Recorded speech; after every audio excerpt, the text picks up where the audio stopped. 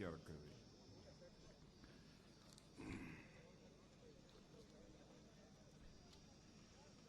बोलिए भारत माता की, मां दंतेश्वरी की। बहुत बहुत धन्यवाद। भारतीय जनता पार्टी छत्तीसगढ़ प्रदेश के अध्यक्ष, जिनका अभी अभी आपने भाषण सुना है, और इनका भाषण मैं दूसरी बार में सुन रहा हूं। मैं कह सकता हूं कि आपके प्रदेश अध्यक्ष बहुत ही प्रभावी वक्ता हैं और छत्तीसगढ़ की जनता की समस्याओं को बहुत ही गंभीरतापूर्वक लेते हैं, समझते हैं। यह एक उनके अंदर अद्भुत कला है। ऐसे श्री किरण सिंह जी देव और हमारे लोकसभा प्रभारी श्री महेश जी जैन, महेश गागड़ा जी, श्रीनिवास राव जी मद्दी, चैतराम अटामी जी, संजय पांडे जी, श्रीमती तेज ओजस्वी मंडावी प्रदेश मंत्री, धीरेन्द्र प्रताप सिंह जिला महामंत्री, संतोष गुप्ता जिला महामंत्री, अभिमन्यु सोनी पूर्व जिलाध्यक्ष, श्रीमती कमला नाग जी पूर्व जिला पंचायत अध्यक्ष, श्री अंतिवेक अध्यक्ष प्रत्याशी, और हमारे यहाँ पर राजा साहब श्रीमान कमल चंद जी भंजदेव, और आपके लोकप्रिय प्रत्याशी श्री महेश कश्यप। और इस सभा में मौजूद मेरे सभी सम्मानित बहनों एवं भाइयों, लंबे समय के बाद बस्तर की किसी सार्वजनिक सभा को संबोधित करने के लिए आप सबके सामने खड़ा हुआ हूं। लंबे समय के बाद आया हूं, फिर भी आप लोगों ने फूलों की हार पहनाकर स्वागत किया है, तालियां बजाकर स्वागत किया है। लेकिन आप जानते हैं भारत की परंपरा है और शिष्टाचार का तकाजा भी है। स्वागत, अभिनंदन, जोहार कभी एक तरफा नहीं होना चाहिए। इसलिए मैं भी अपनी तरफ से शीश झुकाकर आप सभी बहनों भाइयों का जोहार करता हूं, आप सभी का मैं अभिनंदन करता हूं। यह मां दंतेश्वरी की धरती है और वहीं पर मर्यादा पुरुषोत्तम भगवान राम की का ननिहाल भी यहां पर है, और यह भगवान राम की तपोभूमि भी है छत्तीसगढ़। बहनों भाइयों, छत्तीसगढ़ के साथ मेरा बहुत ही अटूट रिश्ता है। छत्तीसगढ़ जब राज्य बना था और पहली बार जब यहां विधानसभा का चुनाव हुआ था, तो उस समय पार्टी की तरफ से, केंद्र की तरफ से प्रभारी बनकर मैं यहां आया था। और उस समय हालात कुछ ऐसे थे कि लोग यह कहते थे कि यहां पर भाजपा की सरकार बिल्कुल नहीं बनेगी, कांग्रेस की सरकार ही आएगी। लेकिन हालात बदलते चले गए। छत्तीसगढ़ की जनता ने यह समझना प्रारंभ किया, सचमुच छत्तीसगढ़ का भाग्य यदि कोई बदल सकता है, भारतीय जनता पार्टी ही बदल सकती है। और लोगों ने स्पष्ट बहुमत के साथ छत्तीसगढ़ में भारतीय जनता पार्टी की सरकार बनाई। 20 वर्षों का समय गुजर चुका है। 20 वर्षों में देखा जाए तो 15 वर्षों तक आप लोगों ने बराबर भारतीय जनता पार्टी की सरकार को छत्तीसगढ़ में बनाकर रखा है। आपको लगा कि बीच में थोड़ा परिवर्तन करके देखना चाहिए, क्योंकि आप जानते हैं कभी कभी एक ही खाना खाते खाते लोग ऊब जाते हैं, तो उनको लगता है जरा स्वाद बदल जाए हमारा, इसलिए कोई दूसरा खाना भी खाने लगते हैं। और आप लोगों ने 5 साल के लिए कांग्रेस की सरकार बना दी। कांग्रेस की सरकार ने 5 वर्षों के अंदर यहां क्या किया है यह बताने की जरूरत नहीं है। फिर आप लोगों ने फैसला किया कि सचमुच बेहतर तरीके से छत्तीसगढ़ में कोई पार्टी सरकार चला सकती है तो वह भारतीय जनता पार्टी ही चला सकती है। इसलिए आप लोगों ने यहां पर फिर से भारतीय जनता पार्टी की सरकार बनाई है। और मैं कहना चाहता हूं, छत्तीसगढ़ विधानसभा के चुनाव में आप लोगों ने भारतीय जनता पार्टी की झोली को भर दिया है मेरे बहनों भाइयों। इसके लिए भी मैं आप सबके प्रति अपना आभार व्यक्त करना चाहता हूं। लेकिन स्थान स्थान पर जहां भी मैं जा रहा हूं, चाहे मैं मध्य प्रदेश गया था, राजस्थान गया था, और आज आप लोगों के बीच छत्तीसगढ़ में हूं। बहनों भाइयों, अभी कुछ ही महीने पहले विधानसभा का चुनाव हुआ और फिर लोकसभा का चुनाव हो रहा है। हमारा यह कहना है कि क्यों ना विधानसभा और लोकसभा चुनाव सारे देश के एक ही बार करा दिए जाएं, ताकि जनता का समय भी बचे और साथ ही साथ संसाधन भी बचे। मैं समझता हूं सबसे बेहतर स्थिति होगी अब स्थानीय निकायों के चुनाव सारे देश भर के एक बार हो जाए। और मैंने देखा है कि चाहे राजस्थान हो, मध्य प्रदेश हो, जहां जहां मैं गया हूं, जनता ने तालियां बजाकर इस प्रस्ताव का स्वागत किया है। और कांग्रेस का जहां तक प्रश्न है, कांग्रेस लंबे समय तक इस हिंदुस्तान में हुकूमत में रही है, लंबे समय तक इन लोगों ने सरकार चलाई है। जब जब कांग्रेस की सरकार यहां पर आई है, तब तब भ्रष्टाचार तेजी के साथ बढ़ा है। कभी जीप घोटाला, कभी कोई घोटाला, कभी राफेल घोटाला, कभी 2G घोटाला, कभी खाद घोटाला, घोटालों पर घोटाले। लोग ये कहने लगे थे उस समय कि कांग्रेस सरकार जब आती है तो घोटालों की बाढ़ आ जाती है, ऐसी सरकार नहीं। और आपने देख लिया प्रत्यक्ष अपनी आंखों से, इस छत्तीसगढ़ में आप लोगों ने एक बार कांग्रेस की सरकार बढ़ा दी, सब घोटाला तो अलग, यहां गोठान घोटाला हो गया, गोबर का घोटाला हो गया। बहनों भाइयों, ऐसी तो मैंने कभी कल्पना भी नहीं की थी। भैंस के चारे का घोटाला हो गया। अब बीजेपी सरकार आई है, विष्णुदेव जी साय हमारे इस छत्तीसगढ़ के मुख्यमंत्री बने हैं। और मुझे पक्का विश्वास है कि आप विष्णुदेव साय जी से अच्छी तरह परिचित हैं। बहुत ही सहज, बहुत ही सरल और काम करने वाले एक ऐसे नेता हैं शांतिपूर्ण तरीके से हमारे विष्णुदेव जी साय। और मैं पूरे पक्का विश्वास दिलाता हूं, दिल्ली में आप लोगों ने तीसरी बार फिर से मोदी जी की सरकार बना दी और यहां पर विष्णुदेव जी की साय के नेतृत्व में भाजपा की सरकार बना दी है। तो बहनों भाइयों, आप देखिएगा छत्तीसगढ़ का विकास कितनी तेजी के साथ होता है। और मैं दावे के साथ कह सकता हूं, यदि हमारा भारत यदि तेजी के साथ बढ़ रहा है और विकास की ऊंचाइयों को हासिल कर रहा है, तो इस भारत को विकास की ऊंचाइयों के तक पहुंचाने में हमारे छत्तीसगढ़ का भी बहुत बड़ा योगदान होगा, ऐसा मेरा पक्का विश्वास है, पक्का भरोसा है। हमारे प्रधानमंत्री का संकल्प है कि हम विकसित भारत बनाना चाहते हैं, ऐसा भारत जिसमें कोई गरीब शेष न बचे। कोई काम करना चाहता है तो उसे काम करने का अवसर मिल जाए, किसी को किसी भी प्रकार की जलालत और मुसीबत न झेलनी पड़े। एक ऐसे भारत का निर्माण करना चाहते हैं। और मेरे बहनों भाइयों, सचमुच हमारे प्रधानमंत्री ने तो करिश्मा कर दिया, करिश्मा किया। पहले हमारा भारत दुनिया में गरीब देश माना जाता था, जो गरीब देश थे उनकी कतार में हमारा भारत खड़ा था। भारत पहले कुछ बोलता था तो भारत की बातों को लोग बहुत ध्यान से दुनिया में नहीं सुनते, लेकिन आज भारत की हैसियत इतनी बढ़ गई है, भारत का कद इतना बड़ा हो गया है कि आज दुनिया के मंचों से भारत यदि बोलता है तो सारी दुनिया कान खोलकर सुनती है कि भारत बोल क्या रहा है। यह भारत की हैसियत सारी दुनिया में बन गई है। और बहनों भाइयों, पहले कांग्रेस सरकार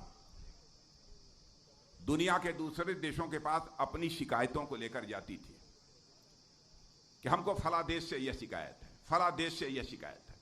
लेकिन मोदी जी ने भारत को एक ऐसा भारत बना दिया है कि आज यदि किसी दो देशों में संघर्ष होता है दुनिया में, तो लोग बात करने के लिए आते हैं तो भारत के प्रधानमंत्री, आपके नेता मोदी जी से बात करने के लिए आते हैं कि समस्या का समाधान निकालिए, किसी तरीके से कोई न कोई रास्ता निकालिए। और कांग्रेस की सरकार के रहते भ्रष्टाचार तो पूछिए मत किस हद तक था, बताने की जरूरत नहीं है।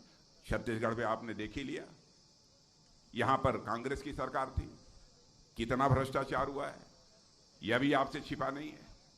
और मैं दावे के साथ कहना चाहता हूं, बहनों भाइयों, इस आजाद भारत में जब जब कांग्रेस की सरकार रही है, बराबर हर सरकार के ऊपर कोई न कोई भ्रष्टाचार का आरोप लगा। लेकिन 10 वर्षों से दिल्ली में भारतीय जनता पार्टी की सरकार है। मेरे बहनों भाइयों, भारत ही नहीं, दुनिया का कोई व्यक्ति उंगली उठाकर नहीं कह सकता है कि हमारी सरकार के ऊपर एक भी कोई भ्रष्टाचार का आरोप लगा। और राजीव गांधी जी ने बड़ी ईमानदारी से एक बात स्वीकार किया था, वह थे कांग्रेस के, लेकिन प्रधानमंत्री थे। वैसे मैं किसी प्रधानमंत्री की आलोचना नहीं करता, क्योंकि मैं मानता हूं कि प्रधानमंत्री प्रधानमंत्री होता है, वो व्यक्ति नहीं होता है, वह संस्था होता है, उसकी आलोचना नहीं की जानी चाहिए। इसलिए आलोचना मैं नहीं कर रहा हूं। मैं ये कह रहा हूं राजीव गांधी ने मजबूरी जाहिर की थी। हम क्या करें? हम दिल्ली से 100 पैसा भेजते हैं, 100 पैसा में बामुश्किल 14 पैसा लोगों के पास पहुंच पाता है और 86 पैसा यह भ्रष्टाचार की भेंट चढ़ जाता है। यह मजबूरी जाहिर की थी, लेकिन इसको चुनौती के रूप में भारत में यदि किसी ने स्वीकार किया है तो हमारे प्रधानमंत्री नरेंद्र मोदी जी ने स्वीकार किया है। और उन्होंने जनधन, आधार, मोबाइल, इन तीनों को मिलाकर एक ऐसी त्रिमूर्ति बना दी बहनों भाइयों, आज यदि दिल्ली के बैंक से 100 पैसा चलता है तो 100 का 100 पैसा आपकी जेब में पहुंचता है, एक भी पैसा भ्रष्टाचार की भेंट नहीं चढ़ने पाता।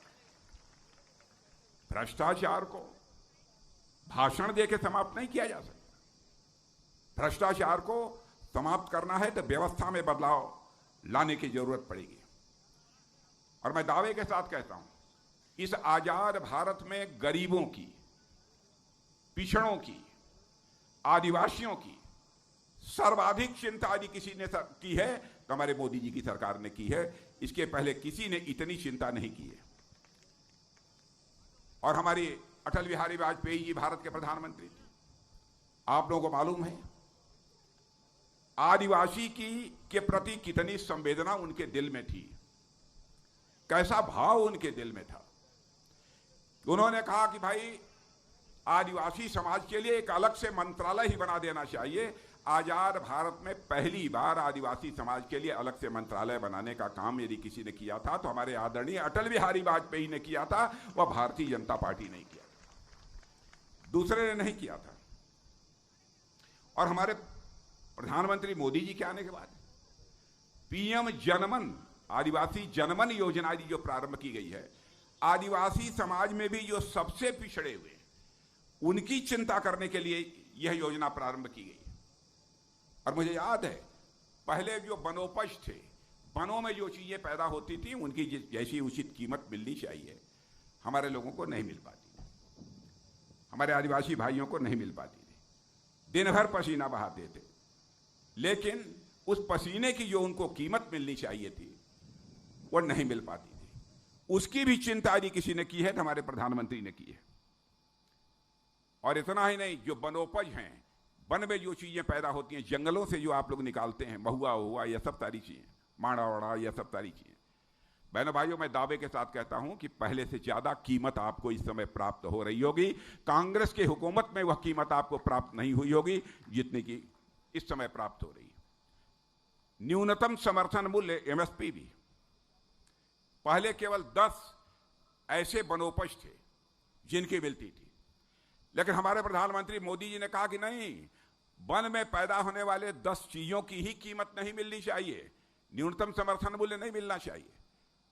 उन्होंने उसको बढ़ाकर 10 से 90 कर दिया। 90 चीजें जो वनों में पैदा होती हैं उनका भी एक न्यूनतम समर्थन मूल्य प्राप्त होना चाहिए। यह हमारे प्रधानमंत्री जी ने किया। आदिवासी समाज के लिए उनके मन में कितना प्यार है, कितना जज्बा है कि उन्होंने भगवान बिरसा मुंडा की चिंता पहले किसी ने नहीं की।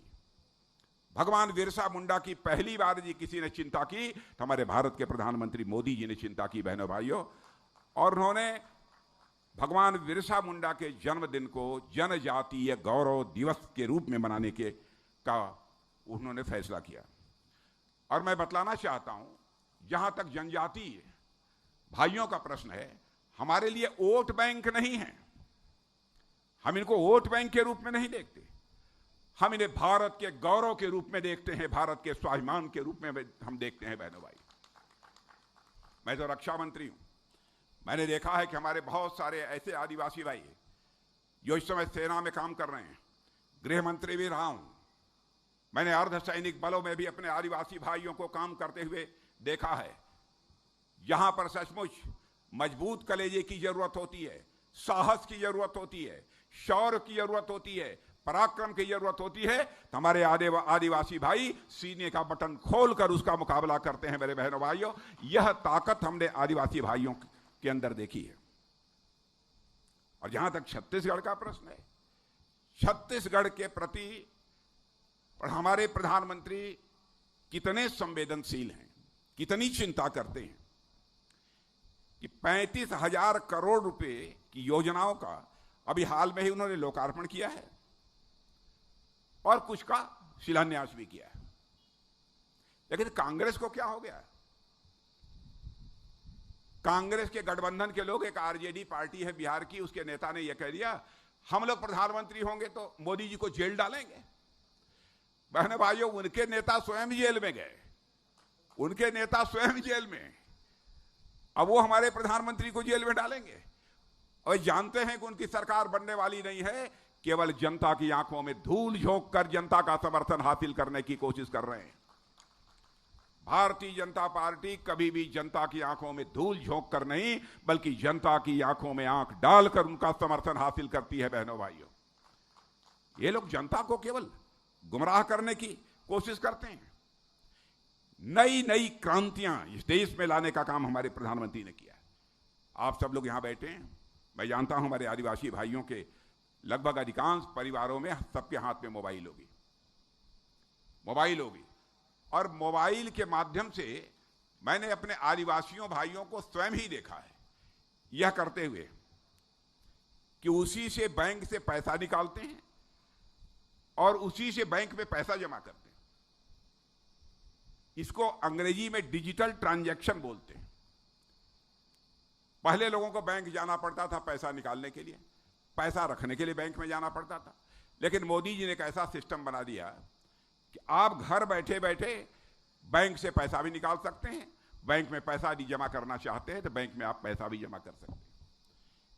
और आपको जानकर खुशी होगी कि भारत जो दुनिया का पहले पिछड़े देशों में खड़ा हुआ देश माना जाता था, बहनों भाइयों, आज भारत में मोबाइल के माध्यम से, यानी डिजिटल ट्रांजैक्शन उसे बोलते हैं, इसके माध्यम से दुनिया में जितना डिजिटल ट्रांजैक्शन हो रहा है उसका 46% डिजिटल ट्रांजैक्शन यदि कहीं हो रहा है तो हमारे और आपके देश भारत में हो रहा है। मेरे बहने भाइयों, यह है हैसियत हमारी भारत की।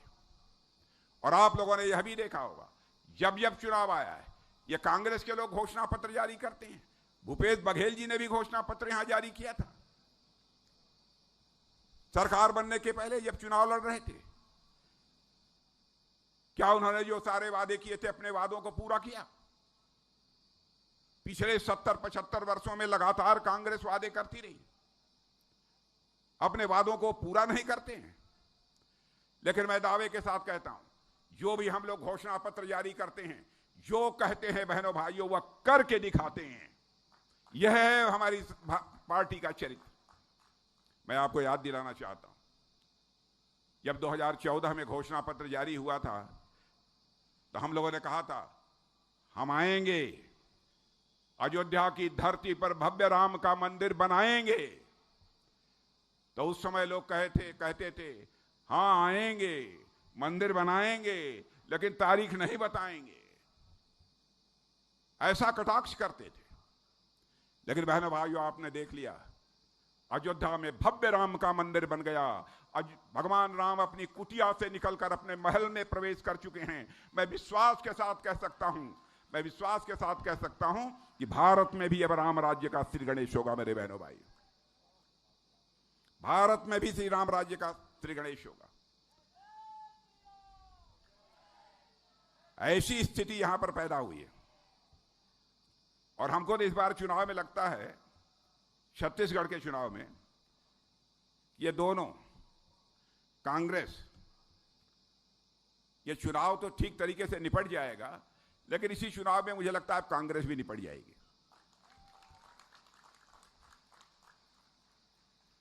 क्योंकि आप लोगों ने बीच में 5 साल का उनको समय दिया था, भाई 15 साल यहां भाजपा की सरकार को देख लिया, अब जरा 5 साल जरा हम कांग्रेस की सरकार को देख लें। देख लिया आपने, उसका स्वाद आपको मिल गया। इसलिए मुझे पक्का विश्वास है चुनाव तो शांतिपूर्ण तरीके से हो जाएंगे, निपट जाएंगे। लेकिन इस बार छत्तीसगढ़ से कांग्रेस भी निपट जाएगी। हमको तो ऐसा ही माहौल चारों तरफ देखने को मिल रहा है, मेरा पक्का विश्वास है। और मैं तो कह रहा हूं कि छत्तीसगढ़ इस समय बोल रहा है, आमचो सरकार, आमचो मोदी, आमचो भाजपा, यह हर छत्तीसगढ़िया की आवाज है मेरे बहनों भाई। मैं ऐसा मानता हूं।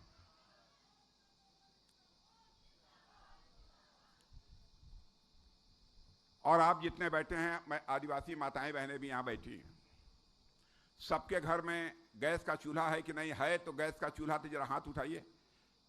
पीछे पीछे भी हमारी आदिवासी परिवार की, गरीब परिवार की माताएं बहनें जो हैं, उनसे भी मैं कहना चाहता हूं, जरा हाथ उठाइए। गैस चूल्हा मिला है कि नहीं मिला है? हर चीज।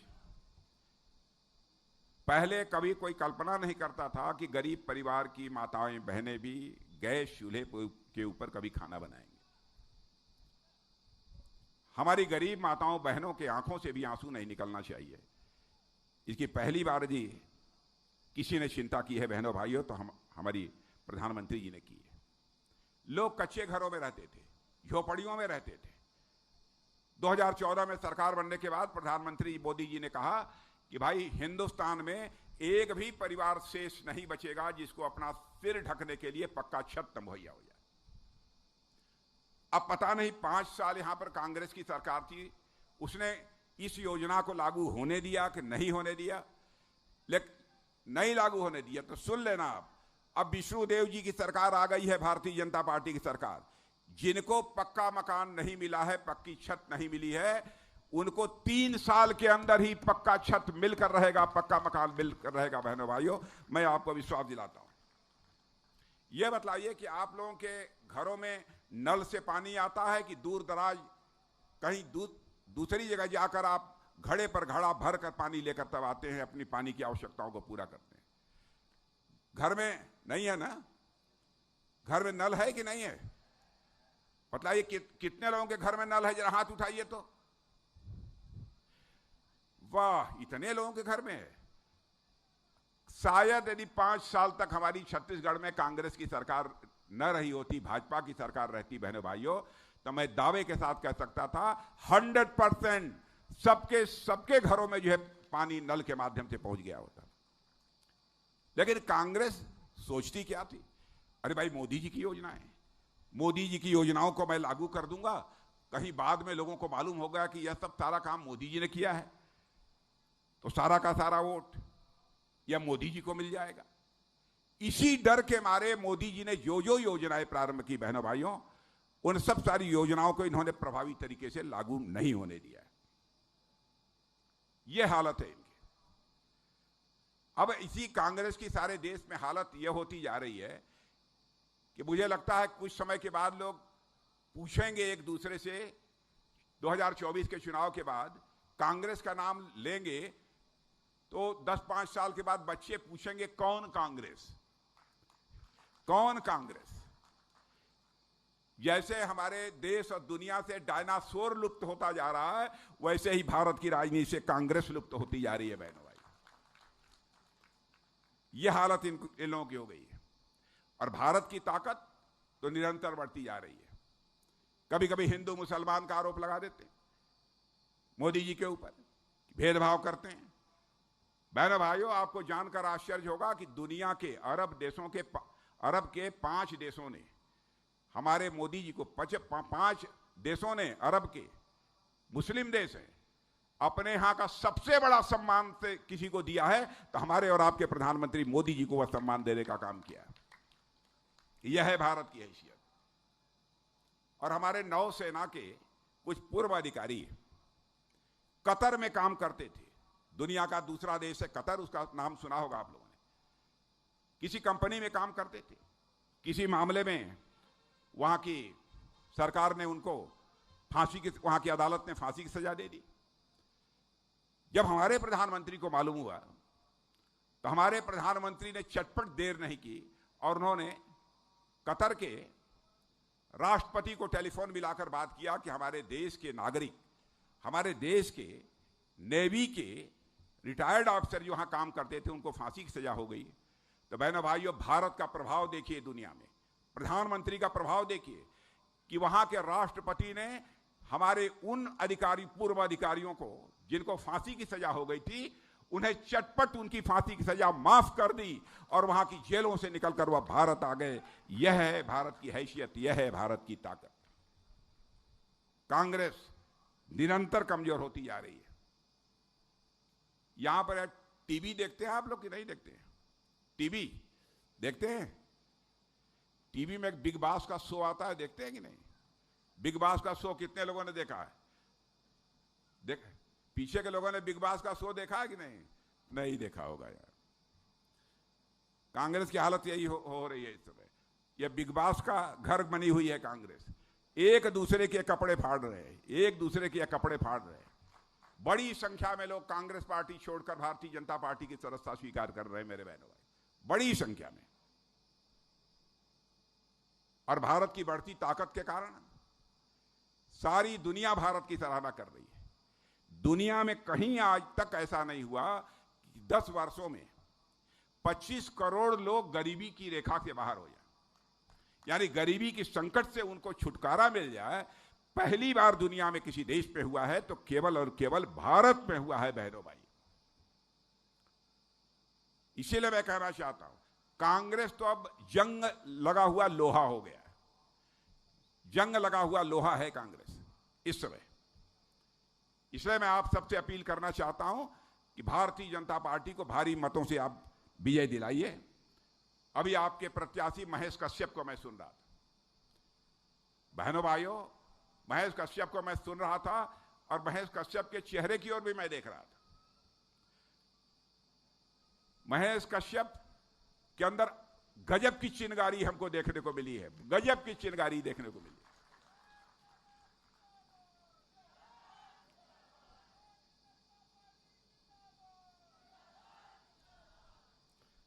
और बहनों भाइयों, महेश कश्यप को बहुत ही प्रभावी तरीके से बोलते हुए मैंने सुना है। बहुत अच्छा भाषण देते हैं महेश कश्यप। आप ये समझ लीजिए, महेश कश्यप यदि आपके सांसद बनकर भारत की संसद में पहुंचेंगे तो आपकी समस्याओं को प्रभावी तरीके से संसद में उठाने का काम कोई करेगा तो आपका महेश कश्यप ही करेगा।